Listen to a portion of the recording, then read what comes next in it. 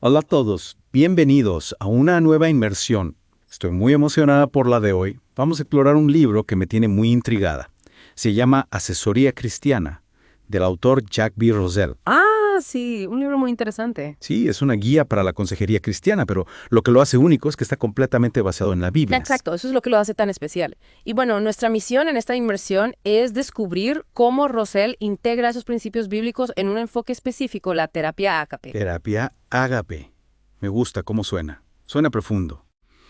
Pero antes de profundizar en eso, ¿podrías explicarnos un poco cómo define este libro la asesoría cristiana? Claro que sí. La asesoría cristiana es, en esencia, lo que conocemos como consejería cristiana, pero vista desde la perspectiva bíblica. Lo interesante es que Rosell parte de la premisa de que la Biblia es la fuente última de verdad. Es decir, que la Biblia sería como el punto de referencia para todo. Exactamente. Y si bien reconoce que hay otras fuentes de verdad, como la ciencia, por ejemplo, él enfatiza que esas verdades siempre deben compararse con la Biblia. Entiendo. Es como si la Biblia fuera el filtro para discernir la verdad en otras áreas. Precisamente. Ahora, hablando de otras áreas, ¿cómo ve este libro la psicología secular? ¿Hay espacio para ella en la consejería cristiana, según Rosell? Es una pregunta clave. Y la respuesta de Rosell es bastante matizada. Él no descarta la psicología secular por completo. Interesante. De hecho, propone que podemos extraer verdades de los modelos psicológicos seculares, siempre y cuando las verifiquemos con la Biblia. Es como tomar lo que es útil y compatible con la fe. Exacto. Y menciona ejemplos específicos de esos Sí, modelos. varios. Habla del psicoanálisis de Freud, de la terapia de realidad de Glasser, del análisis transaccional de Harris. Wow. Cubre bastante terreno. Sí, y también menciona la terapia de integridad de Moore y Drakeford y la terapia racional emotiva de Ellis. Lo que me parece fascinante es que utiliza una representación visual para explicar esto. Círculos que representan la verdad y cómo los diferentes enfoques se alinean con ella. Qué interesante. Es una manera muy visual de entenderlo. Me imagino que el círculo que representa la Biblia sería el más grande, ¿no? Exacto. Russell lo llama la verdad absoluta. Y los otros círculos, que representan los diferentes modelos, se acercan o se alejan de este círculo central según su grado de compatibilidad. Tiene mucho sentido. Ahora sí, entremos de lleno a la terapia ágape. ¿Qué la hace tan especial? Bueno, el nombre ya nos da una pista. Se centra en el ágape, que es el amor incondicional. Ya. Russell lo describe como benevolencia inconquistable, buena voluntad invencible. Pues suena muy profundo. Lo es. Y lo que es crucial aquí es que no se trata simplemente de un sentimiento. Ajá. El ágape es una decisión, una elección consciente. Es decir, que uno elige amar, incluso cuando no es fácil. Exactamente. Y el objetivo final de la terapia ágape es la transformación integral de la persona. Se busca la sanidad, la renovación, la integridad y la madurez en todas las áreas, física, psicológica y espiritual. Un enfoque bastante holístico, por lo que veo.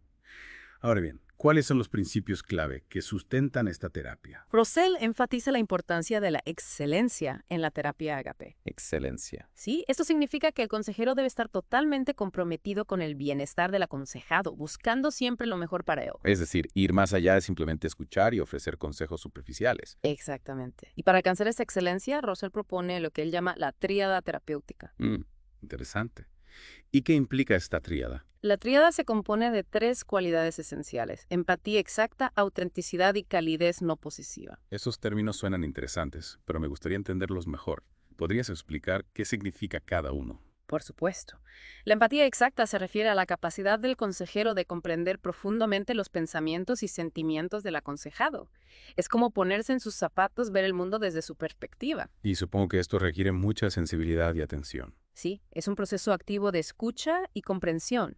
La autenticidad, por otro lado, implica que el consejero sea genuino, transparente, que no use máscaras ni pretenda ser alguien que no es. Es decir, ser honesto consigo mismo y con el aconsejado. Exactamente. La autenticidad crea un ambiente de confianza y seguridad que es fundamental para que el aconsejado se abra y comparta sus luchas. Y por último, la calidez no posesiva. Ajá. Esta cualidad se refiere a la capacidad del consejero de mostrar aceptación incondicional hacia el aconsejado, aceptarlo sin juzgarlo, sin tratar de controlarlo o poseerlo. Es como crear un espacio seguro, libre de juicios, donde el aconsejado se sienta aceptado tal como es. Precisamente. Rosell enfatiza que estas 3 cualidades, guiadas por el ágape, son esenciales para que la consejería sea efectiva. Tiene sentido. Ahora bien, ¿podrías darnos algunos ejemplos concretos de cómo se aplica la terapia ágape en la práctica? Claro que sí. Rosell habla de la importancia de establecer una estructura para el aconsejado. Estructura. Sí, ya que esto le proporciona un marco de referencia y le ayuda a desarrollar disciplina. También habla de la necesidad de confrontar al aconsejado con la verdad, incluso cuando es difícil, porque a veces es necesario para su crecimiento. Eso puede ser un desafío, tanto para el consejero como para el aconsejado. Sí, pero Rosell argumenta que el ágape nos da la fuerza y la sabiduría para hacerlo con amor y compasión. Y en situaciones extremas, incluso menciona la posibilidad de romper la confidencialidad, por ejemplo, si hay riesgo de suicidio. Entiendo. La seguridad del aconsejado siempre debe ser la prioridad. Exactamente. Y para comprender mejor cómo aplicar la terapia ágape, Rosell nos invita a profundizar en la visión cristiana de la condición humana. Un tema fundamental, sin duda. Bien. ¿Cómo se compara esta visión con otras perspectivas, como la humanista? Rosell contrasta la visión humanista, que se centra en la autonomía y el potencial del ser humano, con la visión teísta, que se basa en la creación del ser humano a imagen de Dios. Dos puntos de partida muy diferentes. Sí. Y a partir de esta visión teísta, Rosell argumenta que el ser humano merece ser tratado con dignidad y respeto en el proceso de consejería, independientemente de su condición o sus acciones. Es decir, que la consejería cristiana parte de la premisa de que cada persona tiene un valor intrínseco. Exactamente. Y para profundizar en esta comprensión del ser humano, Rosell describe 7 características básicas de la naturaleza humana. 7. ¿Podrías mencionar algunas de estas características? Claro. Habla de la racionalidad, la orientación a las necesidades, la responsabilidad, la moralidad, la capacidad de cambio, entre otras. Me parece interesante la orientación a las necesidades. Es verdad. ¿Podrías explicar un poco más? Por supuesto. Rosell se basa en la pirámide de necesidades, Sí. que describe las necesidades básicas del ser humano, como las fisiológicas, las de seguridad, las de pertenencia, las de estima y las de autorrealización. Sí, la clásica pirámide de Maslow. Exacto. Pero Rosell añade un elemento crucial, la necesidad espiritual, Es decir, la necesidad de conectar con algo más grande que nosotros mismos. precisamente. Y él argumenta que esta necesidad espiritual es fundamental, ya que le da sentido a todas las demás necesidades. Es como si la necesidad espiritual fuera la base de la pirámide, lo que le da estabilidad y propósito a toda la estructura. Exactamente. Y para ilustrar cómo las luchas espirituales pueden afectar otras áreas de la vida, Rosell usa el ejemplo del Salmo 32. Salmo 32. ¿Puedes compartir ese pasaje con nosotros? Claro, él dice así: Bienaventurado aquel cuya transgresión ha sido perdonada y cubierto su pecado. Bienaventurado el hombre a quien Jehová no culpa de iniquidad y en cuyo espíritu no hay engaño. Mientras callé, se envejecieron mis huesos en mi gemir todo el día. Porque de día y de noche se agravó sobre mí tu mano. Se volvió mi verdor en sequedades de verano. Mi pecado te declaré y no encubrí mi iniquidad. Dije: confesaré mis transgresiones a Jehová y tú perdonaste la maldad de mi pecado. Un salmo muy poderoso, que describe la angustia del pecado no confesado. Sí, y Rosell utiliza este salmo para mostrar cómo las luchas espirituales pueden manifestarse en el cuerpo y en la mente. Es decir, que nuestra salud física y emocional está conectada con nuestra salud espiritual. Exactamente. Y esto nos lleva a otro punto interesante que Rosell explora en el libro: el papel de los laicos en la consejería cristiana. ¿Te refieres a las personas que no son pastores ni líderes religiosos? Sí. Rosell argumenta que la consejería no debería ser una tarea exclusiva del clero. Los laicos también tienen un rol importante que desempeñar. Es una perspectiva interesante. ¿Podrías contarnos más sobre esto? Claro. Rosell explica que a lo largo de la historia se creó una distinción muy marcada entre el clero y los laicos, lo que llevó a que el ministerio se concentrara en manos de unos pocos. Como si solo los pastores tuvieran la autoridad y la capacidad para cuidar de las necesidades espirituales de la comunidad. Exacto. Pero Rosell desafía esta idea. Interesante. Argumenta que el ministerio es una responsabilidad de todos los cristianos y anima a los laicos a involucrarse activamente en la ayuda a los demás. Es una visión más inclusiva e integral del ministerio. Me gusta. Y Rosell menciona algún obstáculo que los laicos podrían enfrentar al asumir este rol. Sí, habla de varios miedos que podrían frenarlos. Por ejemplo, el miedo al fracaso, el miedo a exponer sus propias imperfecciones, el miedo al daño físico y el miedo a romper con las tradiciones. Son miedos muy comprensibles. El libro ofrece alguna guía para superarlos. Claro que sí. Rosell presenta respuestas bíblicas para cada uno de estos miedos, animando a los laicos a confiar en Dios, a aceptar sus limitaciones y no dejar que el miedo les impida servir a los demás. ¿Podrías compartir algún ejemplo concreto de cómo el libro aborda estos miedos? Sí, por ejemplo, menciona el caso de una persona que tenía miedo de ayudar a su vecino porque temía descubrir que éste no era perfecto, Rosel le recuerda que todos somos imperfectos, que la gracia de Dios nos cubre y que no debemos dejar que el perfeccionismo nos paralice. Un buen recordatorio para todos, no solo para los que quieren servir en el ministerio. Exactamente. Y hablando de imperfecciones, el libro también nos anima a reconocer nuestras fortalezas y debilidades.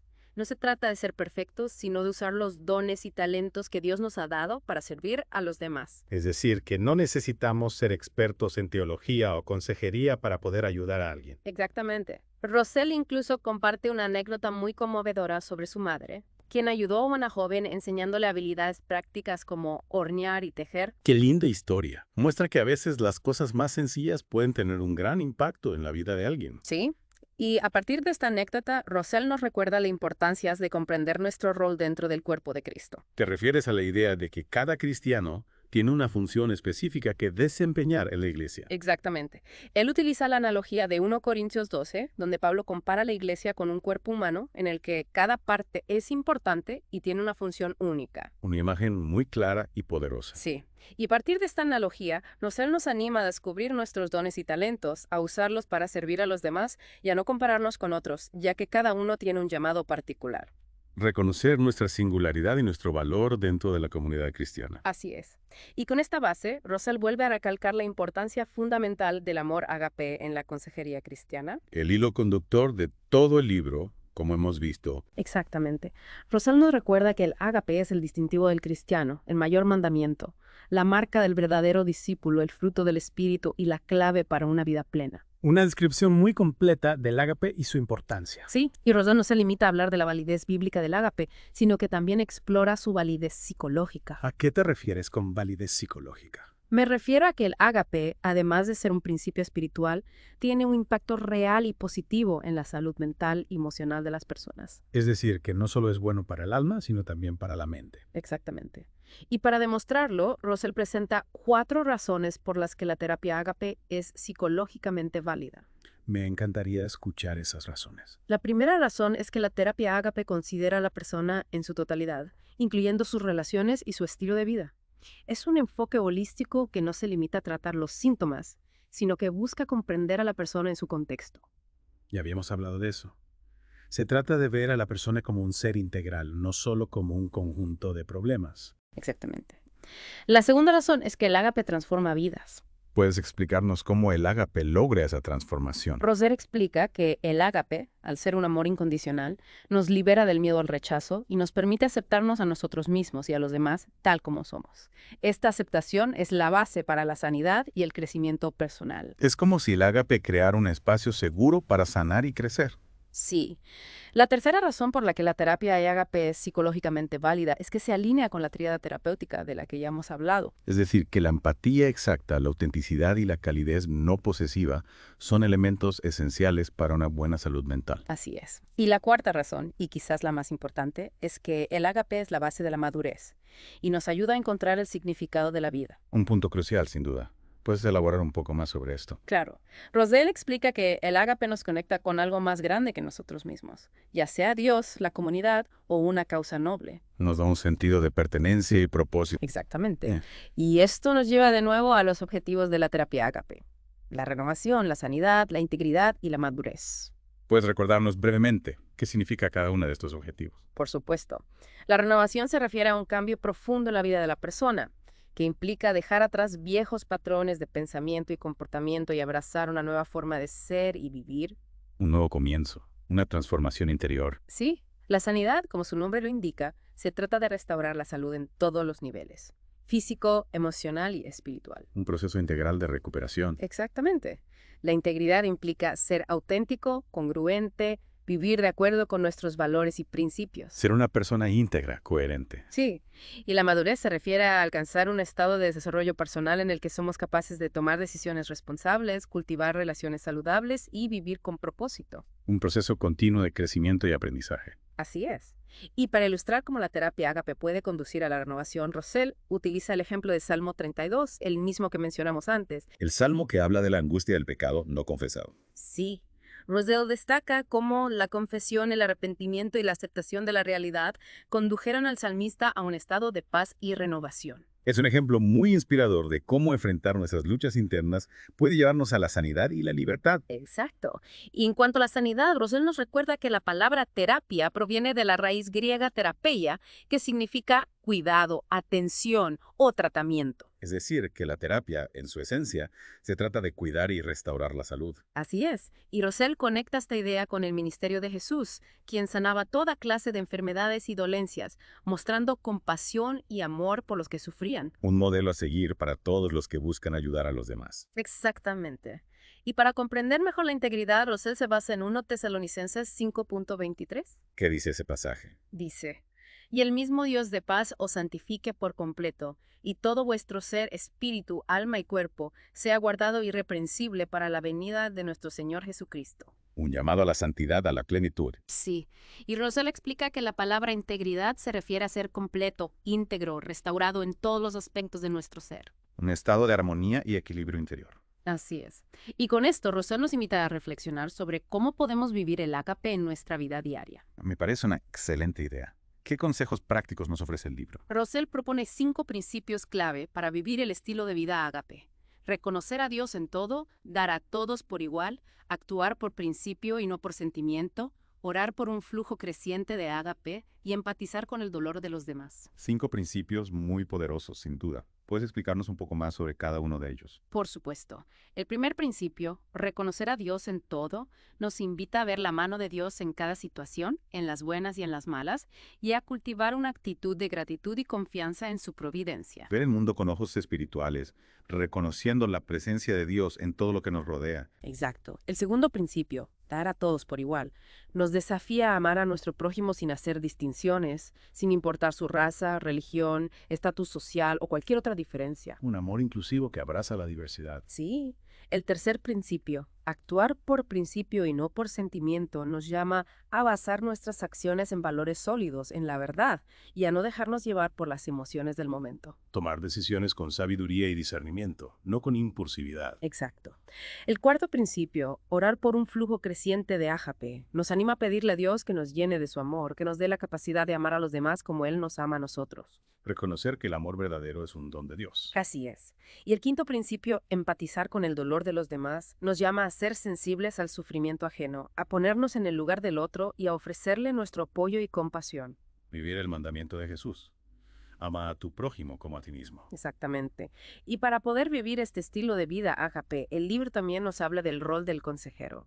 ¿Qué cualidades debe tener un buen consejero cristiano? Rosell destaca la importancia del crecimiento personal, la autoconciencia y una comprensión profunda del amor de Dios. Es decir, que el consejero debe ser un modelo de lo que predica. Sí, y además de estas cualidades personales, también menciona la necesidad de estructura e intencionalidad en el proceso de consejería. ¿Qué quiere decir con estructura e intencionalidad? Se refiere a que el consejero debe tener un plan claro, establecer metas con el aconsejado y utilizar herramientas y recursos específicos para ayudarlo en su proceso de sanidad y crecimiento. Un enfoque organizado y estratégico. Exactamente. Y como parte de esta estructura, Rosell menciona la importancia de establecer un pacto entre el consejero y el aconsejado. Un pacto. ¿En qué consiste este pacto? Es un acuerdo mutuo en el que se establecen las responsabilidades de cada parte, los límites de la relación y los objetivos que se quieren alcanzar. Un compromiso claro y transparente. Sí, y este pacto suele cubrir 4 áreas principales: el tiempo, el lugar y la duración de las sesiones de consejería, los procedimientos que se utilizarán, como las tareas o ejercicios, los recursos de los que se dependerá, como la Biblia, la oración o la ayuda profesional, y el compromiso personal con el proceso de consejería. Una base sólida para una relación de confianza y colaboración. Así es.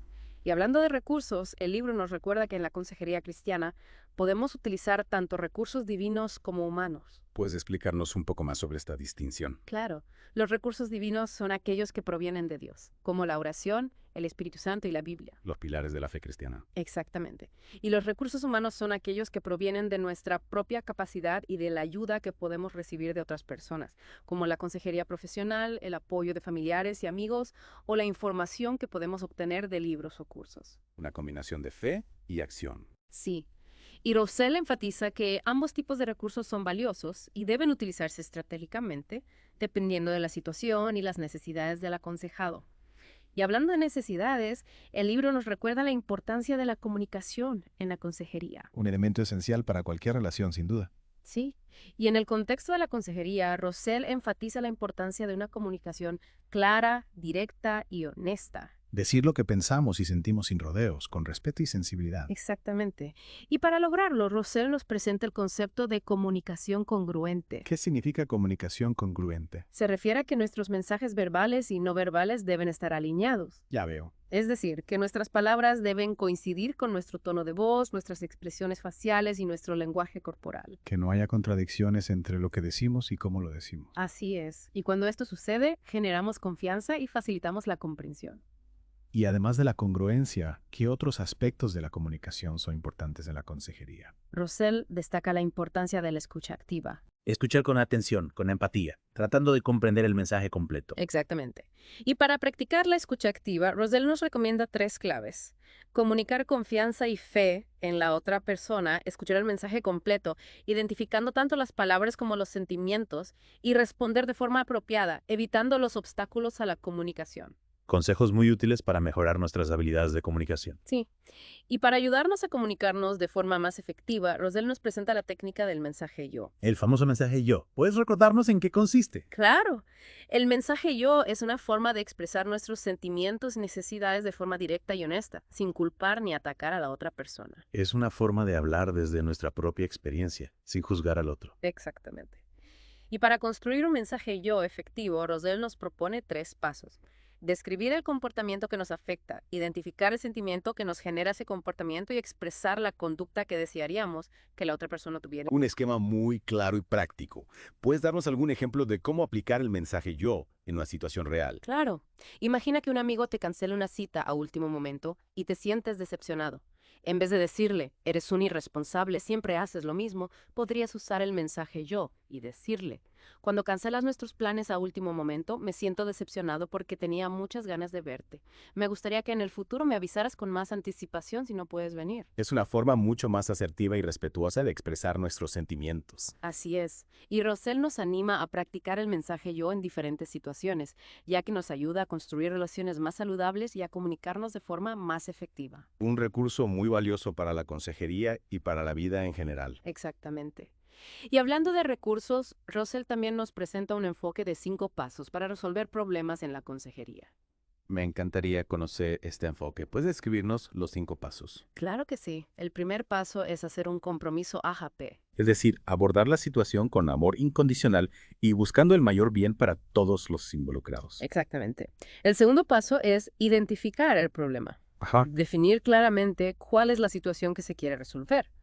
El tercer paso es generar soluciones, pensar en diferentes opciones para abordar el problema. Ya veo. El cuarto paso es evaluar las soluciones desde todos los puntos de vista, considerando las ventajas y desventajas de cada opción, teniendo en cuenta las perspectivas de todas las personas afectadas, incluida la perspectiva divina. Interesante. Y el quinto paso es tomar una decisión AJP y actuar en consecuencia. Elegir la mejor opción, guiados por el amor y la sabiduría y ponerla en práctica. Exactamente. Y Rosell conecta este enfoque de 5 pasos con el principio bíblico que encontramos en Proverbios 3.5. Fíate de Jehová de todo tu corazón y no te apoyes en tu propia prudencia. Confiar en Dios y buscar su guía en el proceso de toma de decisiones. Así es. Este enfoque nos ayuda a abordar los problemas de forma más integral, considerando todos los aspectos y buscando soluciones que estén alineadas con la voluntad de Dios. Un recurso muy valioso para la consejería y para la vida en general. Exactamente.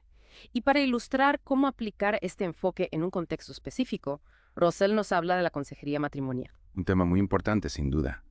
¿Qué perspectiva nos ofrece Rosell sobre el matrimonio? Rosell enfatiza que, desde una perspectiva bíblica, el matrimonio es un pacto, una unión sagrada e indisoluble entre un hombre y una mujer, establecida por Dios. La base de la familia cristiana. Sí.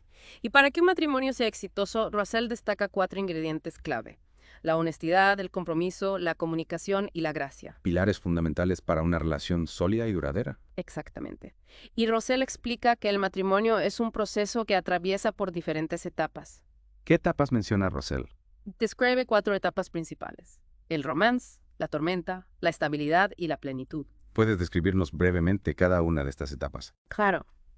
La etapa del romance es la fase inicial, caracterizada por la pasión, la ilusión y el enamoramiento. La etapa de las mariposas en el estómago. Exactamente. La etapa de la tormenta es la fase de los desafíos, de los conflictos y los ajustes necesarios para que la relación madure. Cuando la realidad se impone a la fantasía. Sí. La etapa de la estabilidad es la fase en la que la pareja ha aprendido a superar los conflictos, a comunicarse de forma efectiva y a construir una base sólida de confianza y respeto mutuo. La etapa de la madurez y la consolidación de la relación. Exactamente. Y la etapa de la plenitud es la fase en la que la pareja ha alcanzado un nivel profundo de intimidad, complicidad y amor mutuo. La etapa del amor maduro y la realización personal.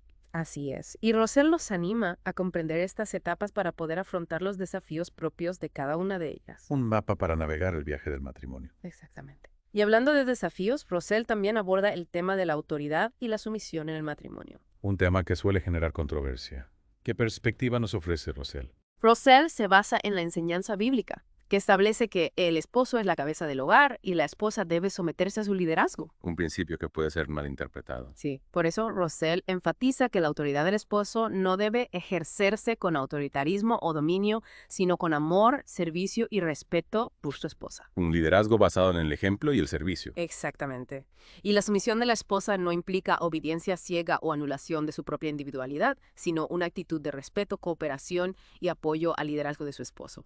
Una relación de complementariedad y colaboración. Así es. Y para ilustrar estos principios, Rosell utiliza el ejemplo de la relación entre Cristo y la Iglesia. Cristo como modelo de liderazgo y la Iglesia como modelo de sumisión. Exactamente. Cristo, siendo Dios, se humilló a sí mismo y se entregó por amor a la Iglesia. Y la Iglesia, en respuesta a ese amor, se somete a su liderazgo y busca seguir su voluntad. Un ejemplo inspirador para todos los matrimonios cristianos. Sí. Y para poder vivir este modelo de amor y servicio en el matrimonio, Rosell nos habla de la importancia de la gracia. La gracia de Dios que nos perdona y nos transforma. Exactamente. Y en el contexto del matrimonio, Rosell nos presenta el concepto de gracia terapéutica. ¿Qué significa gracia terapéutica? Se refiere a la capacidad de extender la gracia de Dios a nuestro cónyuge, de perdonarlo, de comprenderlo y de aceptarlo, incluso cuando comete errores o nos decepciona. Amar al otro incondicionalmente como Dios nos ama a nosotros. Así es.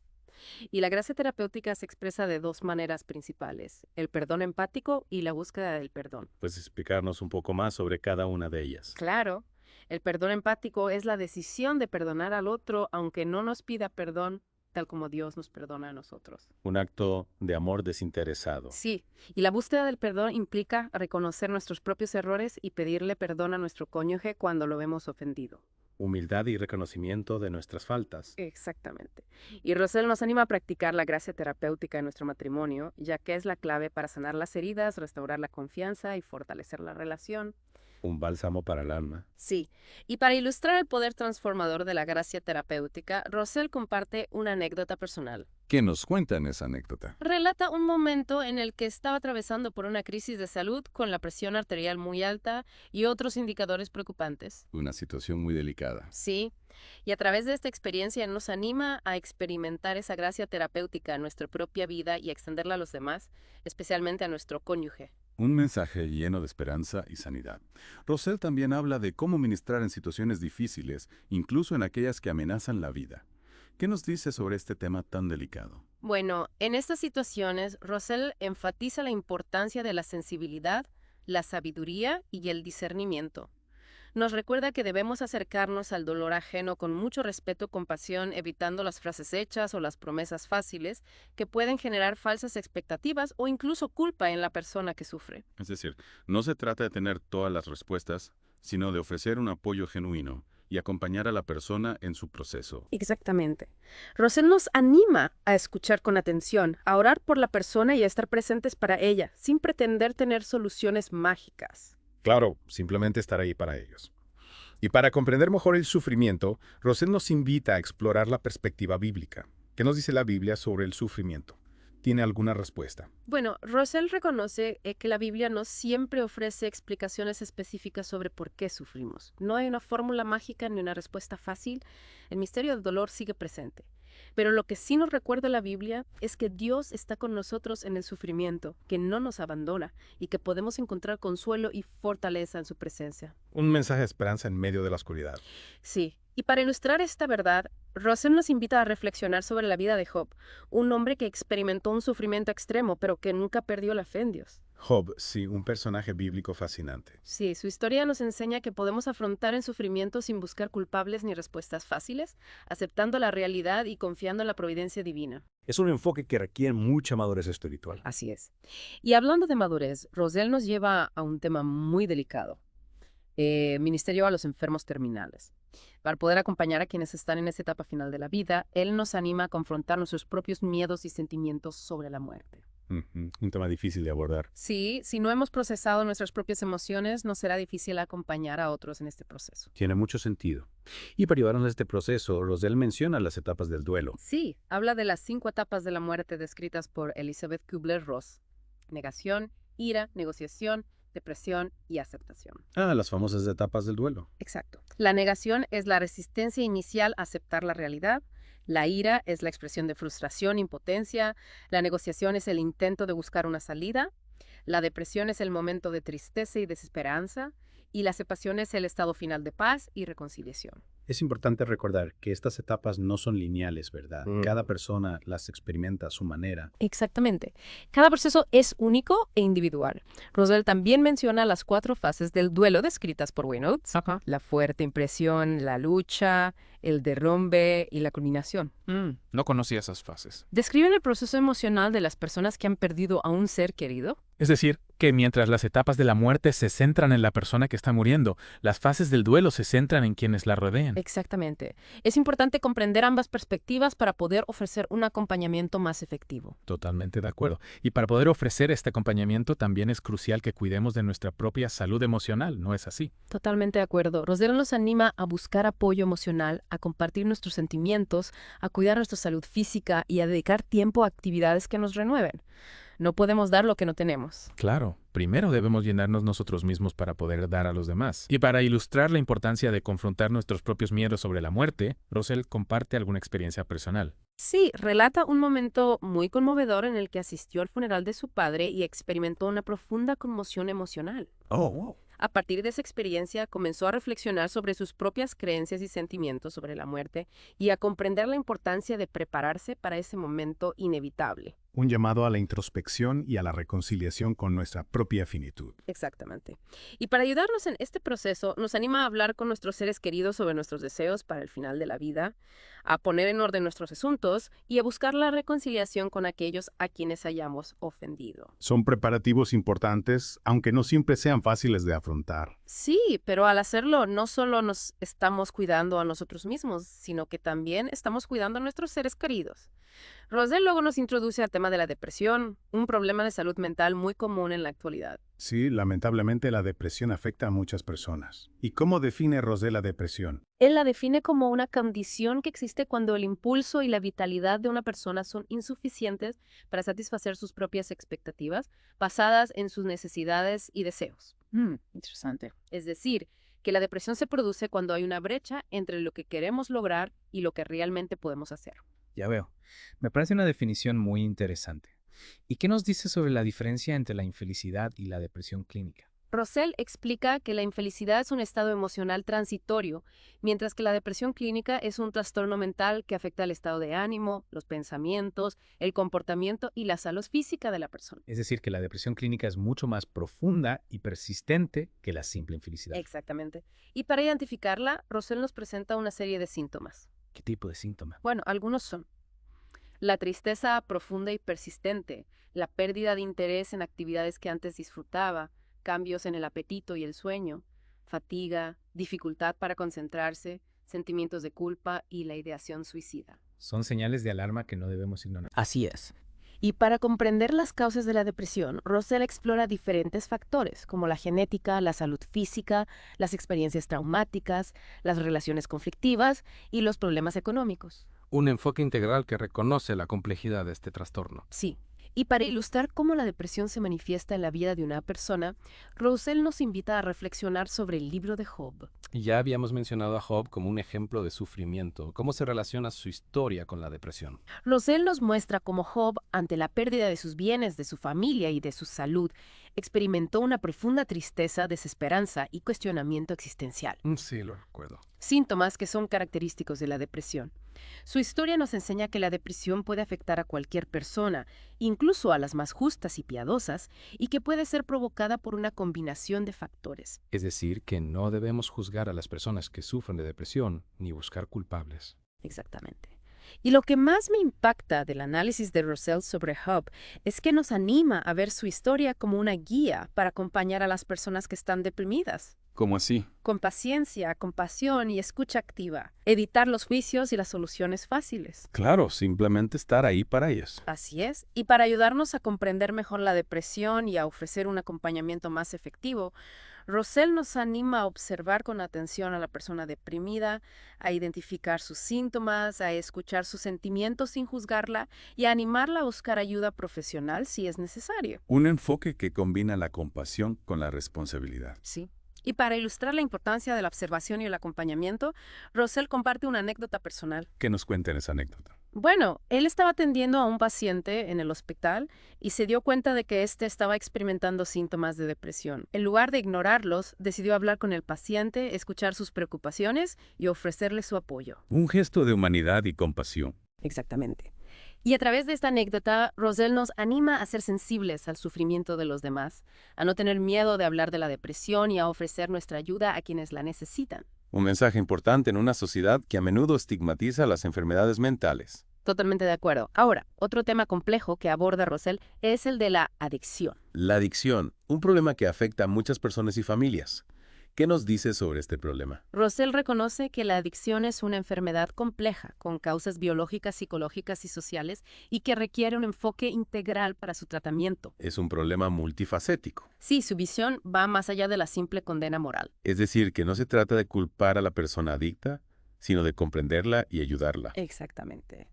Y para comprender mejor la adicción, Roussel nos presenta un modelo de 3 etapas: la experimentación, el hábito y la adicción.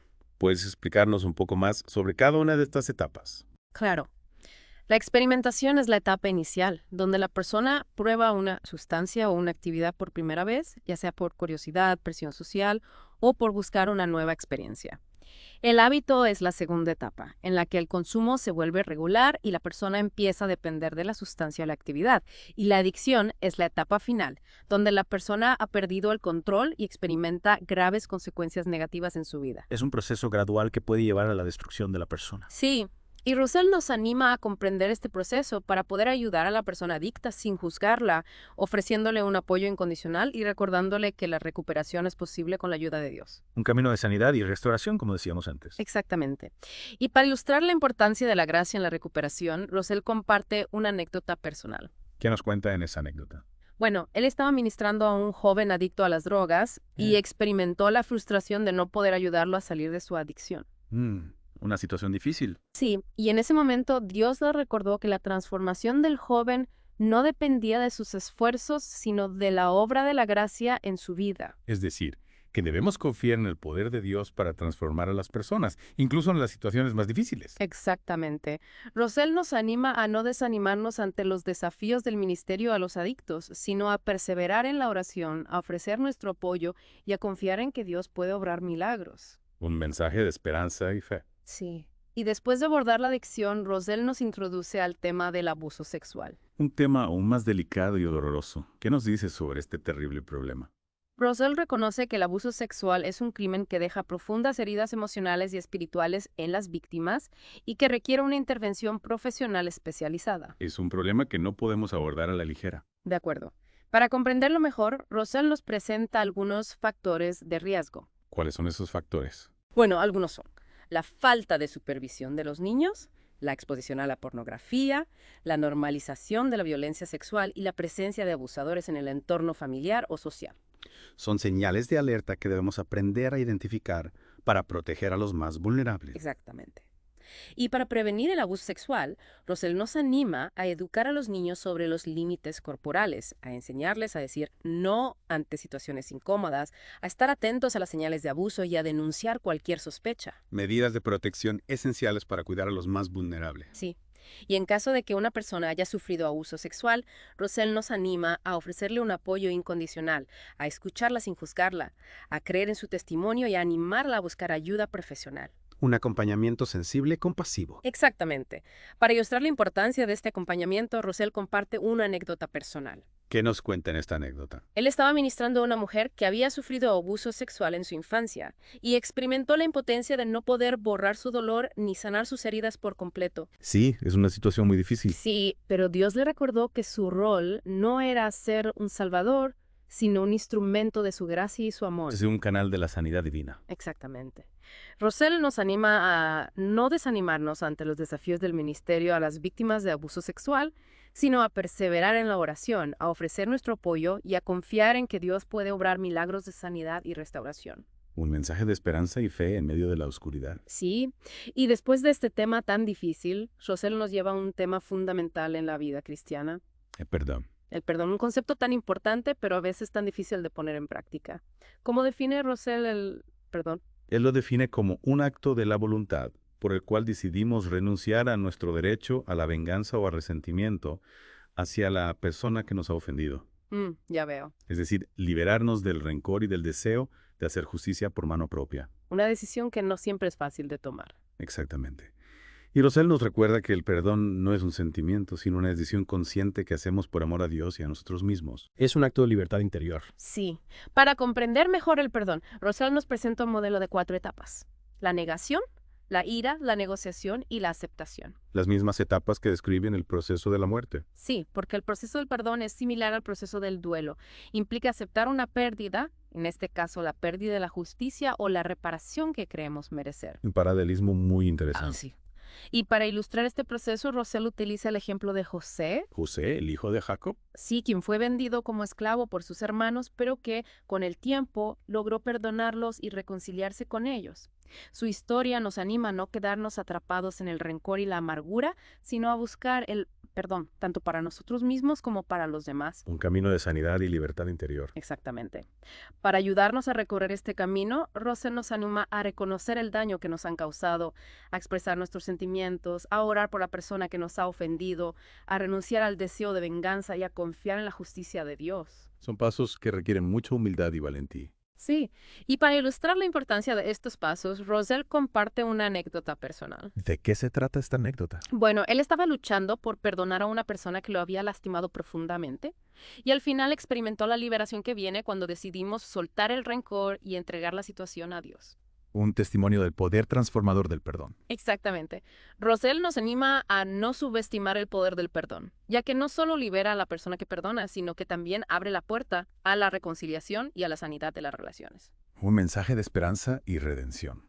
Ahora, Rosell también nos habla de Espíritu Santo. Ah, sí, la tercera persona de la Trinidad.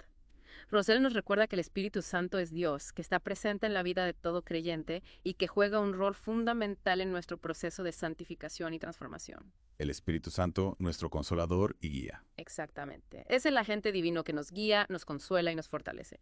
Para comprender mejor al Espíritu Santo, Rosell nos presenta una serie de sus atributos, como la omnisciencia, la omnipotencia y la omnipresencia. Atributos divinos que nos llenan de asombro y reverencia. Así es.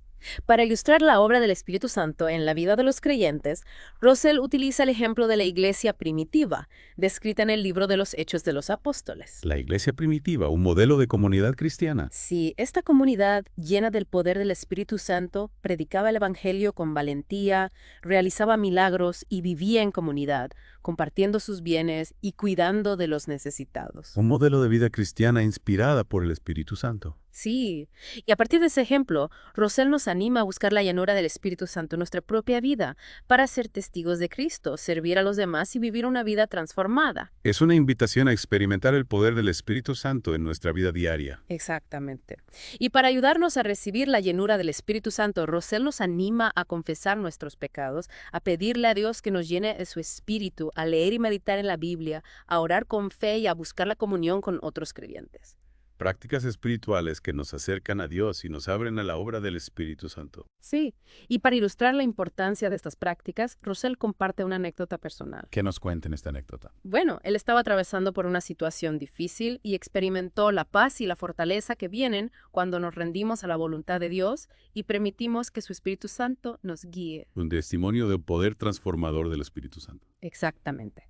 Rosell nos anima a no depender de nuestras propias fuerzas, sino a buscar la ayuda del Espíritu Santo en todo momento, ya que Él es nuestro consolador, nuestro guía y nuestro intercesor. Un mensaje de esperanza y confianza en la providencia divina. Sí, y con esta base, Rosell nos introduce al tema de la santificación. La santificación, el proceso de ser apartados para Dios y transformados a su imagen. ¿Qué perspectiva nos ofrece Rosell sobre la santificación? Él la define como un proceso progresivo por el cual somos librados del poder del pecado y vamos siendo conformados a la imagen de Cristo. Un camino de crecimiento y madurez espiritual. Exactamente. Es un camino de crecimiento y madurez espiritual. Y para comprender mejor la santificación, Rosell nos presenta una serie de aspectos clave, como la justificación, la regeneración y la transformación.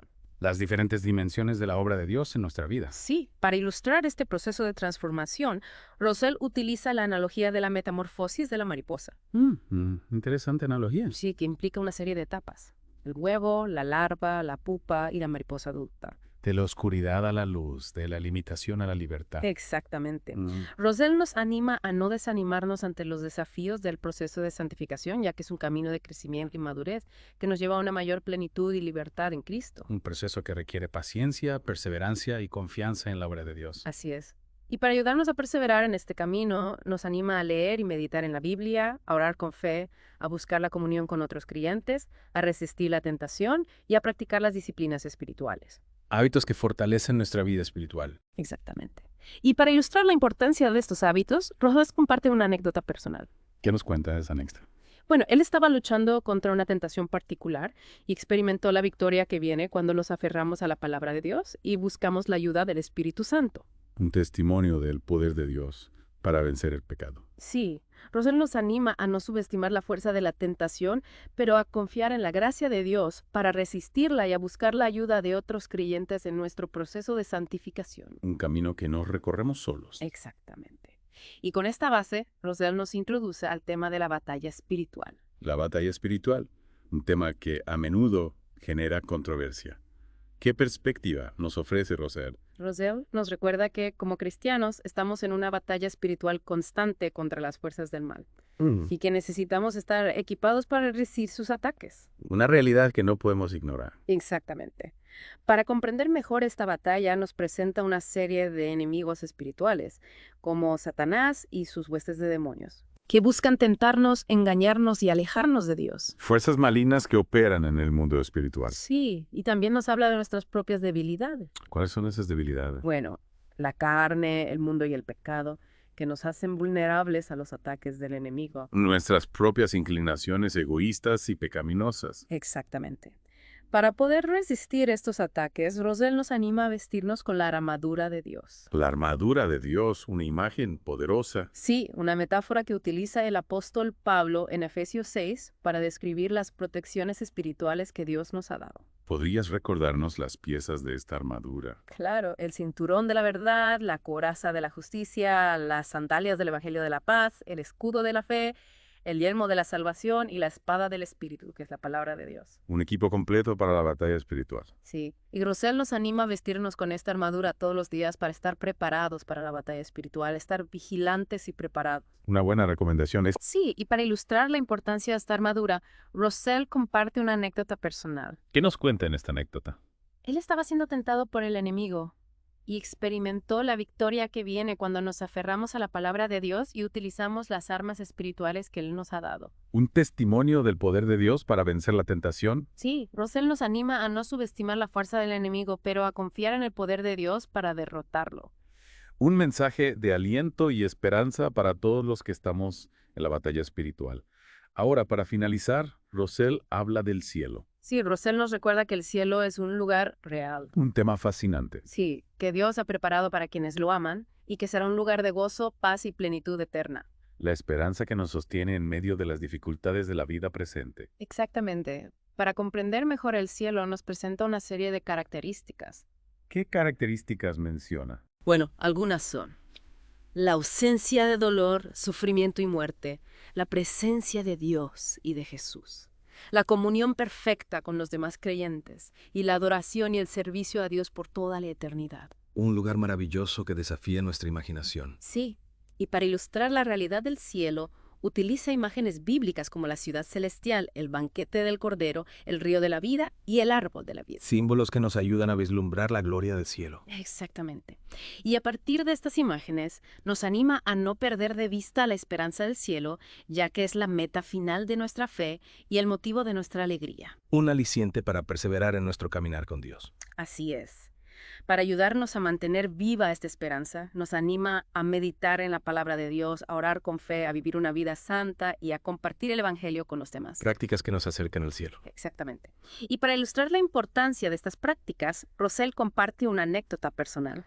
¿De qué se trata esta anécdota? Bueno, él estaba ministrando a una persona que estaba cerca de la muerte y experimentó la paz y la esperanza que vienen cuando confiamos en las promesas de Dios sobre la vida eterna. Un testimonio del poder del Evangelio para consolar y dar esperanza. Sí, Rosell nos anima a no temer a la muerte, sino a verla como una puerta de entrada a la vida eterna con Dios y a compartir esta esperanza con los demás. Un mensaje lleno de consuelo y aliento. Exactamente. Y cuenta que en ese momento Dios le recordó que no se trataba de él, sino de la gracia de Dios obrando en la vida de ese joven. Qué bonito, confiar en el poder de Dios. Exacto, y nos anima a no desanimarnos, sino a perseverar en oración y a ofrecer nuestro apoyo, confiando en que Dios puede obrar milagros. Un mensaje muy poderoso. Bueno, ha sido una inmersión increíblemente rica en asesoría cristiana. Realmente hemos explorado a fondo los principios bíblicos de la consejería, la terapia Agape, y cómo aplicar todo esto a diferentes situaciones de la vida. Sí, y aunque hemos cubierto mucho, es importante recordar que este libro es solo un punto de partida. La consejería cristiana es un campo muy amplio que requiere formación continua, búsqueda de la sabiduría de Dios y sobre todo un corazón dispuesto a servir con amor y compasión. Llamado a la acción. Exactamente. Y para concluir, me gustaría dejarte con una pregunta para reflexionar. ¿Cuál es un paso práctico que puedes dar hoy mismo para incorporar el amor ágape en tus interacciones con los demás? Una pregunta que nos invita a llevar el ágape a la vida diaria, a ser agentes de sanidad y transformación. Muchas gracias por acompañarnos en esta inmersión. Hasta la próxima.